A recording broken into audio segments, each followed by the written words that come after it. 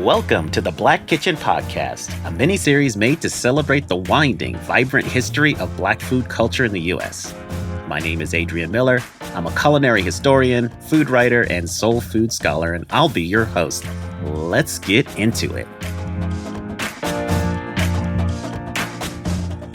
We always ate dinner together in my family growing up, but Sunday dinners were a time for special cooking, meals meant for special occasions. Family time, together time. Over the course of my conversation with Miss Vijay Chester Tamayo, owner of Alcenia's Dessert and Preserve Shop in Memphis, Tennessee, we talk about family and community and even strangers being brought together over a meal and how strong of a glue soul food can be in holding people together. Here's my interview with Miss Vijay.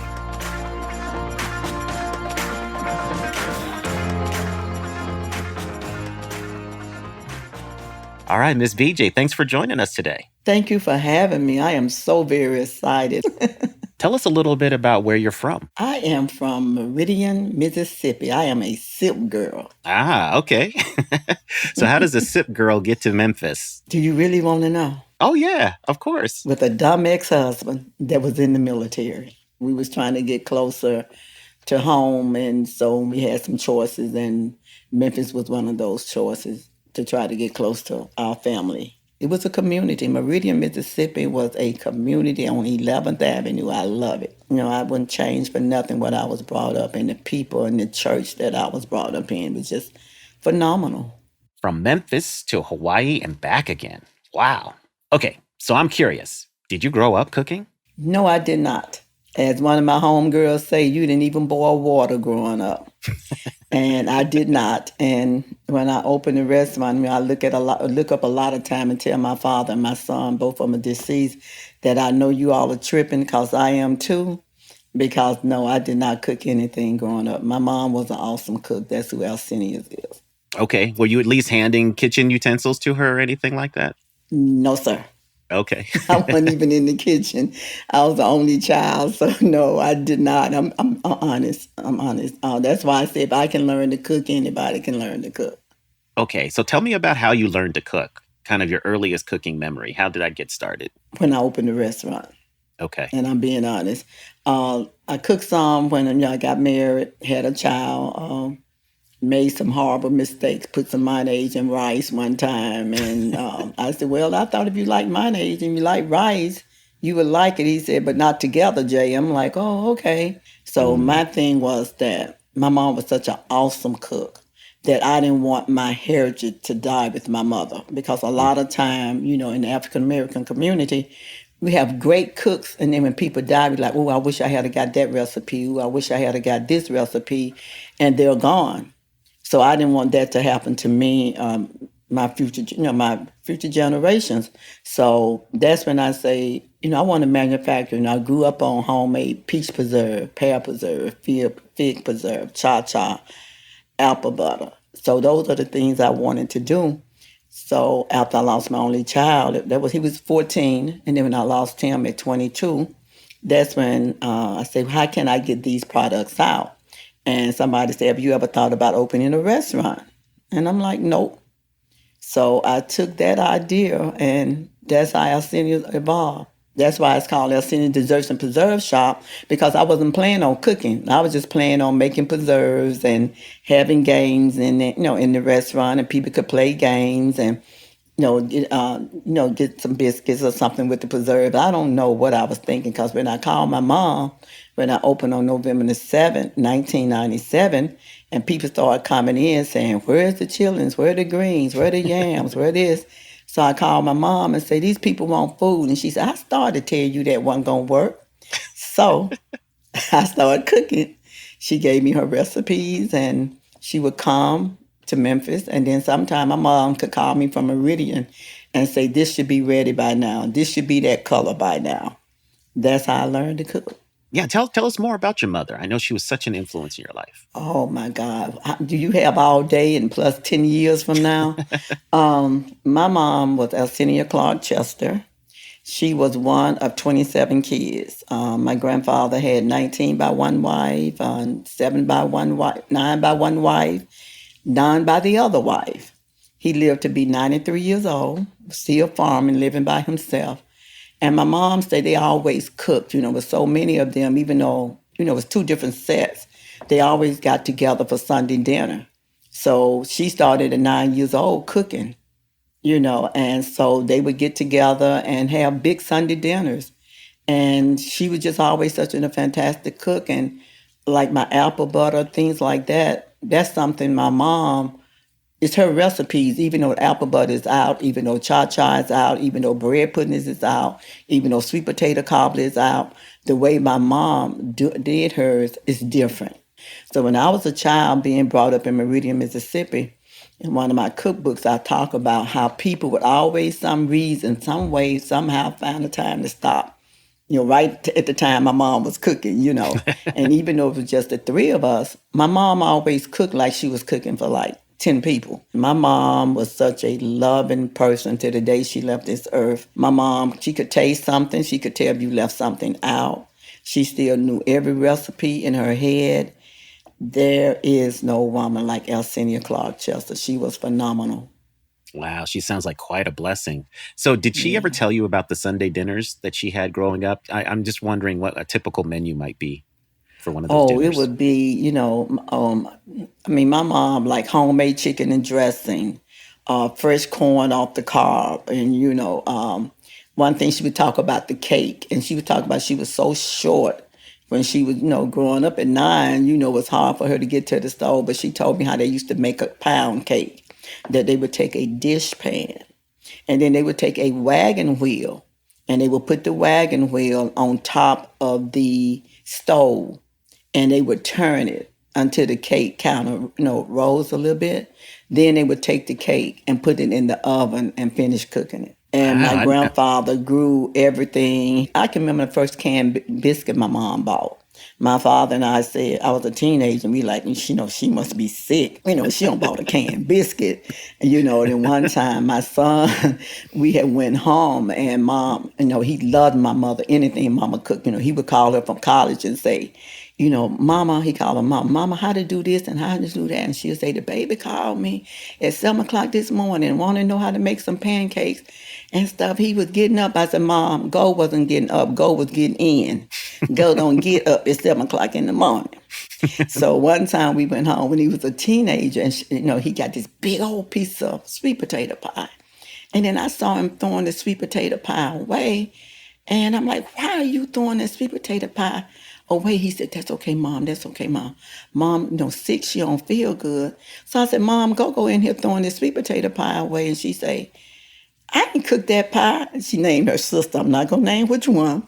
She cooked that pie. He said, I knew something was wrong. So we just bust out laughing because she was just a phenomenal, phenomenal cook.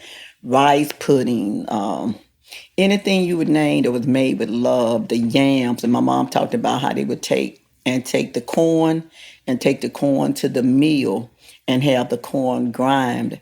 And then once that the huff and stuff that they had left from the corn, that's what they would take and make grits out of. Oh, gotcha. Okay. Now, one thing you mentioned is as one of the foods that was made. You talk about cha-cha. Now, I don't know if a lot of people know what cha-cha is. So, could you just tell us a little bit more about what cha-cha is? Well, a lot of people call it chow chow, CHOW, CHOW. We always grew up calling it cha-cha, like the cha-cha dance, CHA. If you go to the grocery store, it looked like some pickle relish. But if you order from Alcenias, it's the real stuff. It's made with cabbage, it's made with onions, it's made with tomatoes, just to tell you a couple of the things, because I can't tell you my secret, but it's so awesome with your vegetables. And now I even take it and put it inside my vegetable to cook with my vegetables. Now, when I was a child, Mama now ate it on the side, the peas, the beans, the greens. I've even heard people say some places in Arkansas now they do it with the catfish. But when I cook my vegetables, like yesterday I made some black-eyed peas, I took and poured some of that inside my black-eyed peas. Ah, okay. And it's something you chop up really in really a small dice, right? It's chopped up No, we vegetables, don't. right? That's why I told you Oh, mine don't look like that stuff in the grocery store. That's pickle relish. No, oh, we cut okay. it, but it don't look nothing like the stuff you get in the grocery store. It don't taste anything. So when I first started wanting to manufacture, I had contacted some co-packers, and they were saying like how the cha-cha could be made like in 30 or 40 minutes, and my mom was like, no, you cannot make cha-cha in 30 or 40 minutes. They're putting it in a pressure cooker. You cannot cook cha-cha like that. Yeah, that is different. Okay, great. Yeah. Now, of all the wonderful things that your mother made, did you have an absolute favorite, or at least a few top ones? My mom would make dressing that would melt in your mouth. And everything was from scratch. Everything with pure butter. Everything with vanilla. I mean, no shortcuts. Okay. She was the butter queen. All right.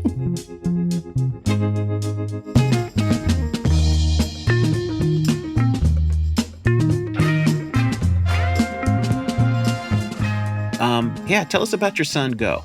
My son's name was Will Atler Tamayo III. We called him Go-Go. My mom, when we first said we was going to call him Go-Go, my mama said, no, y'all can't call that baby Go-Go. It was a Go-Go Pringle in Meridian, Mississippi, and he stayed in trouble. So she did not want us to call him Go-Go, but that's what we called him. He was a loving child. He was a giving child. He was just, he was just phenomenal. He got killed on a motorcycle accident, and he was my life. Mm-hmm. And he was, he told me one week that the young lady was pregnant with my grandchild, and the next week he was gone. So he never saw Alcenia too. He was a real smart child. He loved his grandmother and he loved his grandfather to death, and they loved him to death. So he's my heart. I mean, that's why I opened Alcenias, because I was living in Memphis when I lost my child. That's why I asked her mother, could I named her Alcenia after my mom, because I knew how much he loved my mother. Mm-hmm. Well, thank you for sharing his story and talking about how you pivoted from that profound loss and grief to open up this restaurant. Yeah, I shut down a long time. I didn't sleep in a bed probably for like years and years. I would sleep on his mattress, and I didn't know any other way to survive but to open the restaurant, because I knew how food in my community brought people together. Whether it was one fish, it was just like Jesus. Everybody shared whatever they had. Now, you opened the restaurant in Memphis or in Meridian? No, I opened in Meridian. I'm sorry, Memphis. Okay. Yeah. How would you describe the food you serve at your restaurant? Is it soul food, home cooking, country cooking, comfort food? How would you describe it? No country cooking. No, it's a difference between soul food and country cooking, to me, completely. Oh, what's that difference? I don't taste love in country cooking. Soul food is an experience. Soul food is something that people was given to the slave that's supposed to be a throwaway. And they took that food and made it into something so delectable that it's supposed to have been something that was bad. But out the love and the caring for the family, they took and turned it into something else. You have to me, sometimes you have to, you know what? Can I really say this? I always say it's easy to talk black, but it's very hard to be black. That's kind of what soul food is, you know? You got to experience something to truly understand what soul food truly is. I mean, the love, the pain, the hurt. That's what soul food is. And that country kitchen, that's what it is. Country cooking. Country cooking, that's what it is. It's not from the soul. Mm-hmm. Soul food have love in it. My mom's recipes, they had, it's a hurt and it's a pain that you take and you turn into something. Like my food, I tell every single person that come into Alcenias, you come in as a stranger, but when you leave as part of my family. I have the largest family of anybody in this world. I am not a restaurant.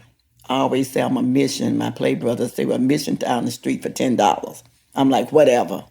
But it is to bring people together from all over the world, to let them experience something that I grew up on.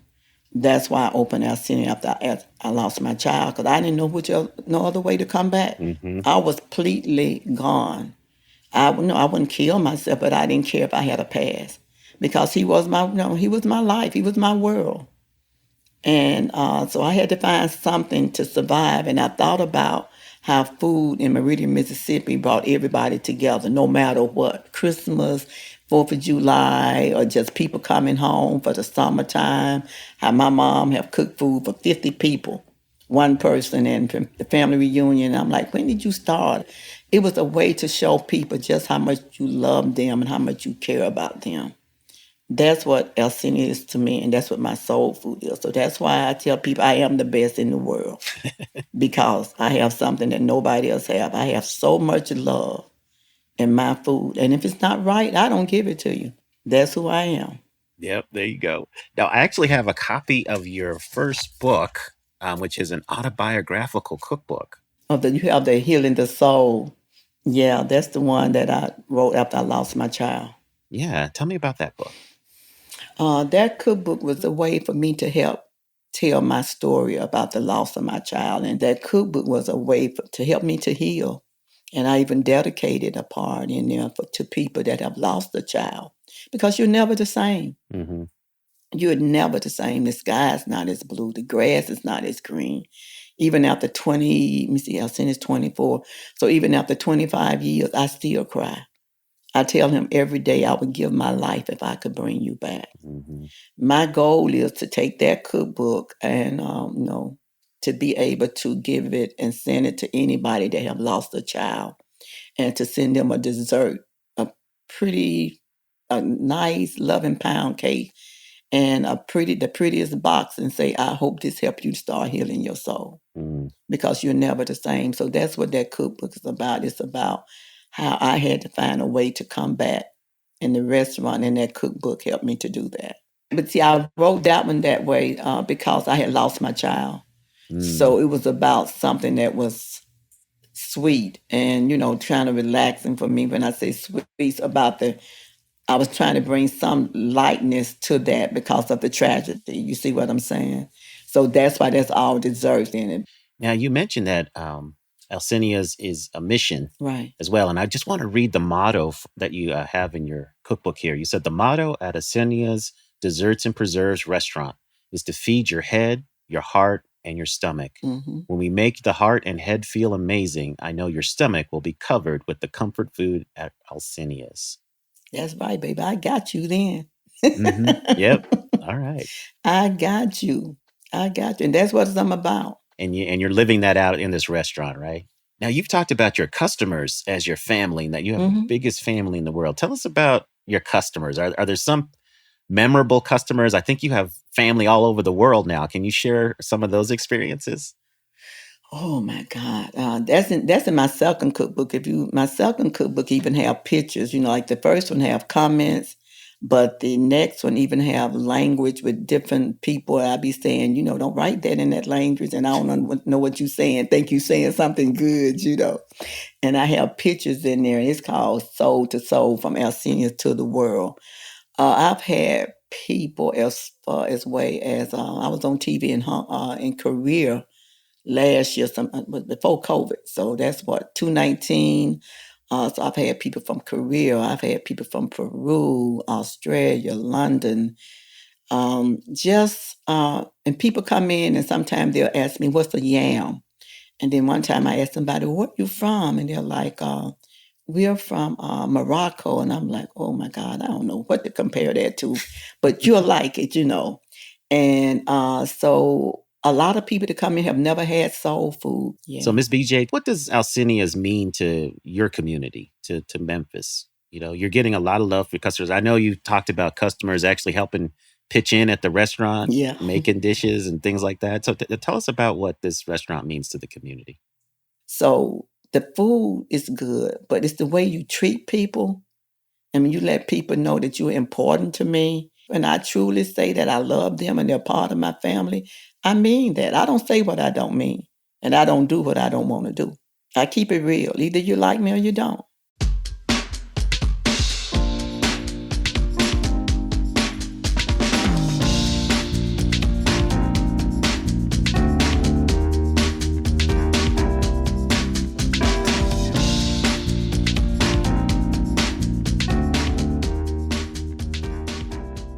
And can you settle something for once and for all? Is it okay to put sugar in cornbread? Now, my mother never would. I Really? do because you know why I do it? Because I make hot water cornbread. Okay. I don't put sugar in regular cornbread. The one that my mom said the real cornbread, she used to say hot water wasn't real cornbread. Mm-hmm. The one you make with the Crisco Mm-hmm. and the buttermilk and the self-rising meal. Because if you use self-rising, you just can put a dab of salt and baking powder. If no baking powder. Because if not, you have to. If you use plain, you got to use more of that. And let your grease melt. Plenty of eggs.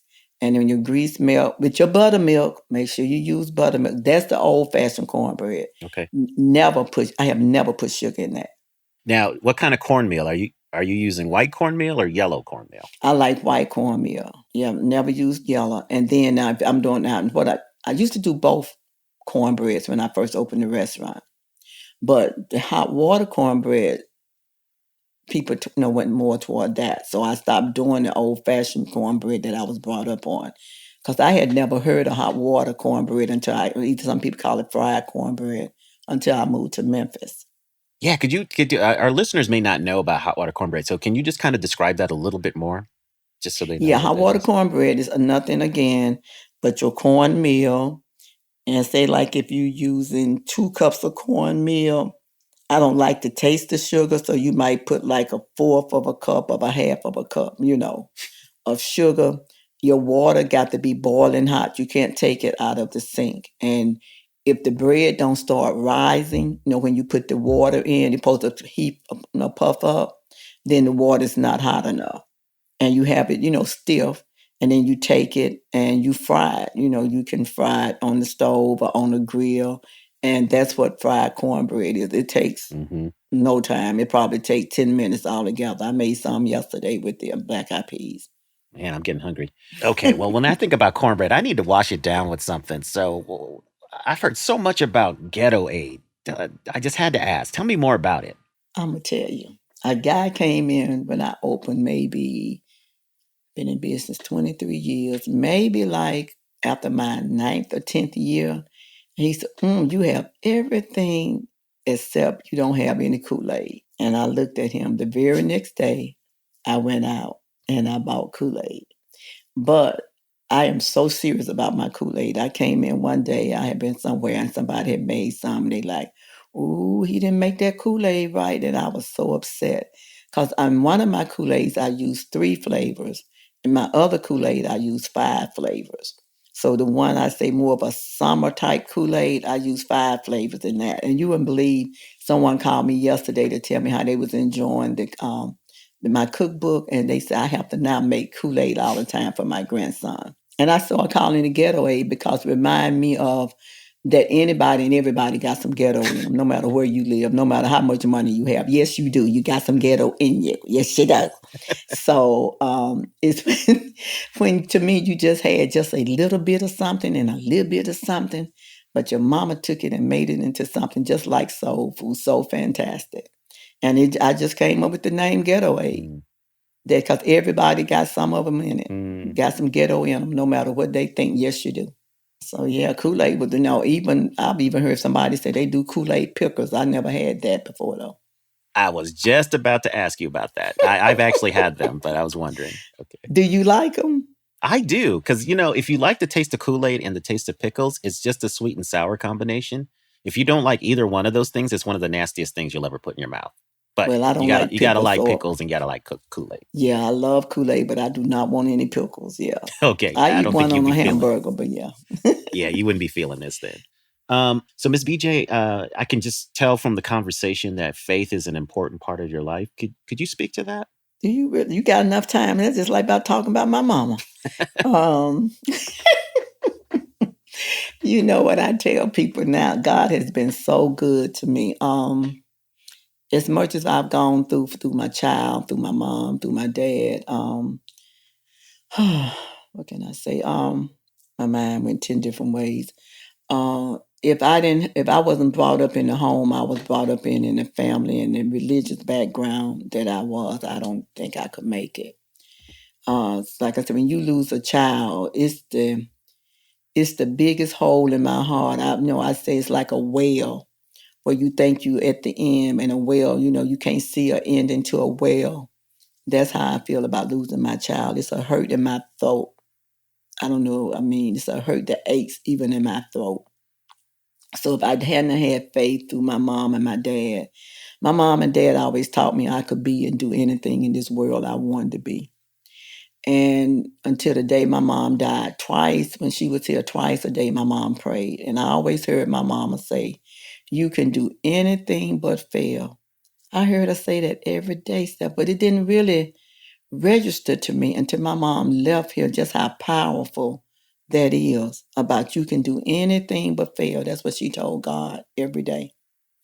So my faith is that through this pandemic, as sad as this pandemic is, and I was put some on my Facebook page this morning about how just a blessing to wake up and praying for other people. And life is like a merry-go-round. And when you get off of one trip, another trip begin. And I hope all your trips are good trips. Well, Miss Vijay Chester Tamayo, thank you so much for sharing your journey with us. And we would just wish you continued success. Thank you so much. And you all need to come to Memphis and see me. All right. Okay, baby. Love y'all. Bye-bye.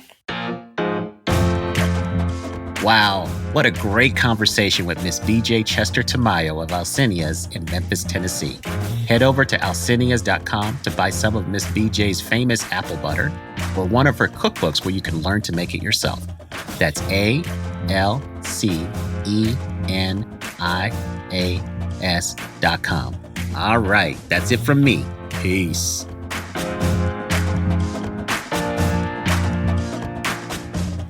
This podcast has been brought to you by Heinz, the Lee Initiative, and Southern Restaurants for Racial Justice.